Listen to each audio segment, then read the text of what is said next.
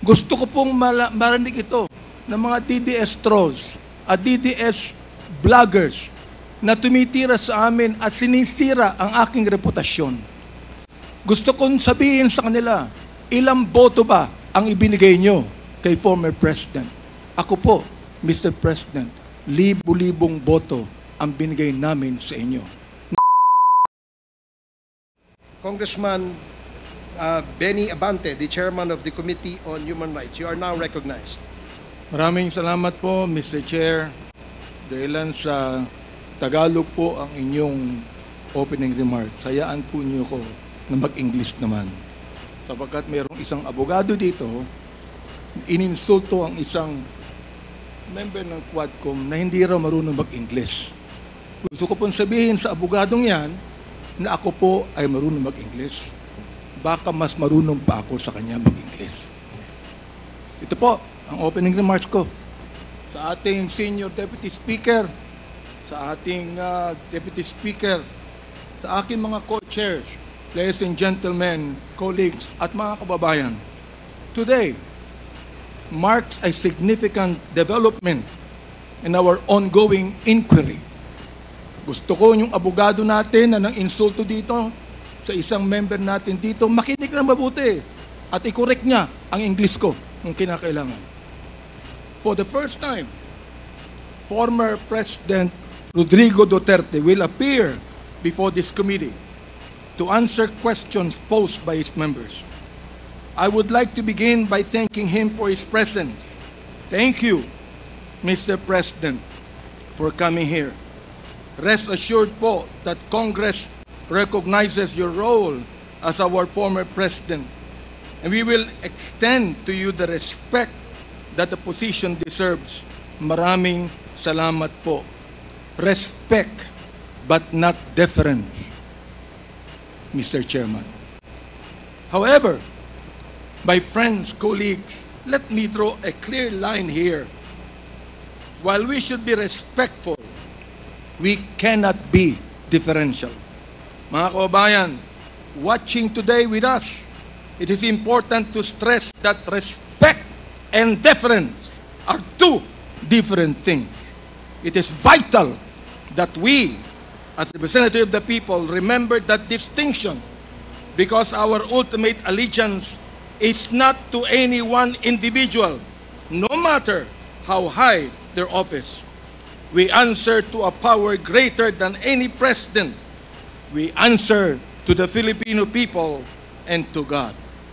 As Scripture reminds us in Romans 10:3, and I quote, "Since they did not know the righteousness of God and sought to establish their own, they did not submit to God's righteousness." Our fidelity belongs to the Lord alone. Our mission is to seek the truth, and we shall not be swayed from that path.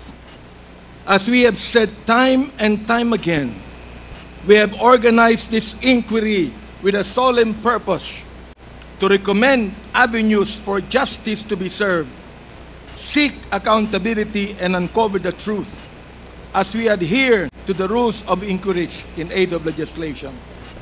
And inherent to this is our moral obligation to stop the vicious cycle of extrajudicial killings against our people who cannot defend themselves, to stop the blatant violations of our Constitution and our laws by scheming individuals and criminal syndicates, and to abate the social menace of illegal drugs. It is our sincere hope that the former President's presence here today will aid this objective, not hinder it. Today, we ask everyone here, including the former President, to speak openly and honestly, as this inquiry's goal is not to cast blame for its own sake, but to serve the cause of justice. Mr. Chairman, marahil po, hindi na ako nakikilala ng ating former President. Magpapakilala po muli ako. Mr. President, ako po si Bishop Benny Abante, ang Pangulo ng Bible Mode, Bible Believers League for Morality and Democracy, na mayroong 6,000 churches sa buong mundo. Kung naalala nyo, Mr. President, bago kayo tumakbo and you were still deciding to run, I was invited by a common friend to meet with you. And we did at the Fairmont Hotel in Makati. I hope that you would remember that. With me are two pastors. And we prayed together. I prayed for you, asking the Lord to give you the right decision to run for the presidency. I do not know you from Adam, Mr. President. But I believe in your cause. I believe in your plan. And because of this, Mr. President, I work hard to campaign for you. Many of the pastors of the Baptist community voted for you. Gusto ko pong marinig ito ng mga DDS trolls at DDS vloggers na tumitira sa amin at sinisira ang aking reputasyon. Gusto kong sabihin sa kanila, ilang boto ba ang ibinigay nyo kay former President? Ako po, Mr. President, libo-libong boto ang binigay namin sa inyo. Nagpasalamat ba kayo sa akin? Hindi. Nilapitan niyo po ba ako? Hindi. Mabuti pa, Senator Bongo, Mr. President, nagpunta sa aking simbahan at nagpasalamat sapagkat sinuportahan namin kayo at siya, Mr. President. Now, gusto kong sabihin po dito sa Quadcom na ito, ako ba'y lumapit sa inyo para humingi ng pabor? Hindi po. Ako ba'y lumapit sa inyo para magrekomenda ng justice, magrekomenda ng general, magrekomenda ng cabinet secretary? Hindi po. Hindi ako nagpunta ng Malacanang nung kayo nanunungkulan sa loob ng 6 na taon. Isang beses lang. Ako po ay nagsabi kay Senator Bongo, kung maaari na makapag-usap po tayo. Pumayag po siya. At nag-usap po tayo, if you would remember that, Mr. President. Nag-usap tayo confidentially. Ano pong ginawa ko? Binuksan ko po ang Biblia. Ipinakita ko sa inyo na walang ibang tagapagligtas kundi ang Panginoong Kristo. Ipinakita ko sa inyo ang maaaring magbago ng buhay natin, walang iba kundi ang ating Panginoon. Sinabi ko sa inyo ang nakalagay sa John 3:16, for God so loved the world that He gave His only begotten Son, that whosoever believeth in Him should not perish but have everlasting life. Binantayan ko ang inyong panunungkulan. Nakita ko na maganda ang plano nyo. Nakita ko po, Mr. Chair, na ayaw ng Pangulo na itong bansang Pilipinas mahulog sa kamay ng mga drug lords at drug traffickers. Maraming salamat po sa inyo. Nagsimula kayo ng war on drugs. Kami mga kapastoran, believe po sa inyo, sa inyong ginawa. Sabi nyo, 6 months lang, kaya nyong tapusin ang war on drugs na ito. Inabot po kayo ng 6 na taon. Hanggang ngayon, meron po tayong war on drugs. Hindi po namin nakalain, Mr. President, na sa war on drugs na yan, mamamatay ang more than 30,000, Mr. President. Hindi ko akalain na more than 7,000 na mga drug pushers ang mamamatay sa kamay ng mga kapulisan at sa kamay ng mga riding in tandem. At sinabi po ng ating ibang kapulisan, at gusto kong sabihin, hindi po lahat ng kapulisan, sapagkat ang karamihan po ng ating kapulisan, mga mabuting tao, at nais protektahan ang bansang ito. Pero, ang ilang mga pulis pumatay po. At dito nag-testify ang ilan na merong reward system na inyong itinanggi nung kayo ay nag-testify under oath doon sa Senado. Ngayon po, bilang bishop po ng Bible Mode, hindi ko akalain na kinakailangan pumatay tayo ng more than 30,000 people para masugpo po ang drugs sa atin. Aba, Mr. Chair, talo pa natin ang Mexico. Sapagkat ng Mexico, nakita ko wala pang 10,000 namatay. Talo pa natin ng Colombia. Naging killing fields po ang Pilipinas nung panahon ninyo, nung kayo nanunungkulan. naniniwala po kami na dapat hindi manatili ang drugs dito sa ating lipunan. Subalit, hindi po ako naniniwala na dapat tayong pumatay ng more than 30,000 people. Dahilan dito, pinatay si Kian Alejandro. Ano ang kasalanan niya? Pinatay ang isang 3-year-old na bata na nahagip ng stray bullet dahilan pumatay sa isang drug pusher. Pinatay ang 9-year-old na bata doon sa Caloocan, Mr. President, Mr. Chair. Ang kanyang bala ay nandun pa sa kanyang katawan nung siya'y nilibing. Subalit anong sabi ng funeral service? Siya po'y namatay dahil sa pneumonia. Pinatay po ang isang driver ng tricycle driver sapagkat sinakay niya ang isang drug pusher. Yung drug pusher pinatay, pero yung driver ng tricycle pinatay din, Mr. President. Hindi niyo po alam to. Hindi niyo po alam to. Ngayon, meron pong isa dahil sa tokhang kumatok sa isang pintuan, hinanap ang isang taong nangangalampilo na isang drug pusher. Hindi nakita. Pinatay. Yung pinagtanungan. Yung pilo, buhay pa, Mr. President, Mr. Chair. At naglalako pa, palagay ko, ng drugs ngayon. Hindi ko po maintindihan to. Hindi ko po maunawaan kung bakit ganon. Samantalang sinuportahan kayo ng maraming pastor ng Baptist community. Ang ilang mga kapastoran po nandito at ilang mga pastor namin nanonood ngayon at pinapakinggan ang aking tinig, Mr. Chair. Ako po ay binabas araw-araw ng mga bashers ng DDS troll, ng DDS vloggers. Minumura itong taong ito. Sinisira ang aking reputasyon. Minumura po ako ng katulad ng inyong pagmumura, Mr. President. Hindi ko akalain kung bakit gagawin nila yan. Ang tanong ko, ilang boto ba ang ibinigay ng mga DDS vloggers sa inyo?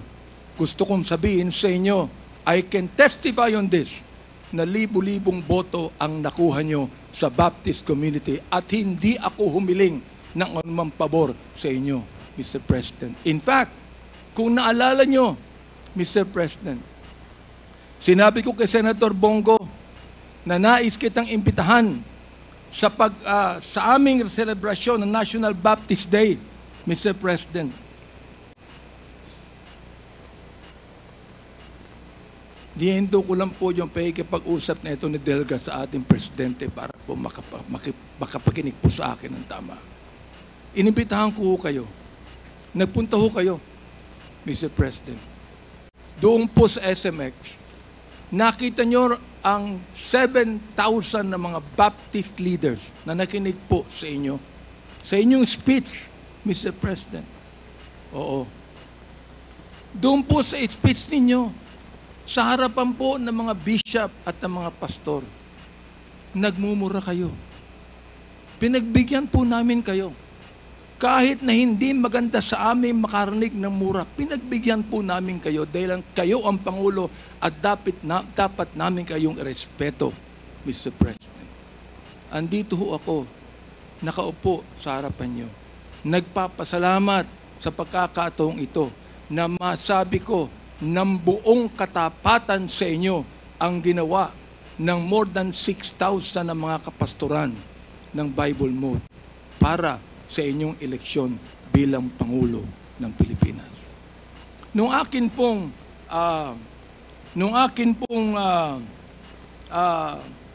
nag-file ako ng bill, Mr. President, yung pong tinatawag nating Republic Act 11897, an act declaring the second Thursday of January of every year as special working holiday to be known as National Baptist Day. Sinuportahan po ito ng lahat ng mga congressman. Sinuportahan po ito ng lahat ng mga senador. Okay. At nilagay po sa inyong opisina. Pinirmahan nyo ba ang bill na yan? Hindi po. Naging batas yan because it lapsed into law after 30 days. Pero, okay lang po sa amin yun. Okay lang po sa amin yun. Yun na lang siguro ang maaaring pasalamat ninyo, Mr. President, sa amin. Bilang pagboto namin sa inyo ng mga libo-libo mga Baptist leaders at Baptist members sa buong kapuluan. Hanggang ngayon, nirerespeto po kayo ng aming kapastoran. Hanggang ngayon, pati yung kapastoran po namin sa Mindanao, ginagalang kayo. Marami kami pastor sa Davao na ginagalang po kayo. Bakit po? Sapagkat kayo ay naging Pangulo ng Pilipinas.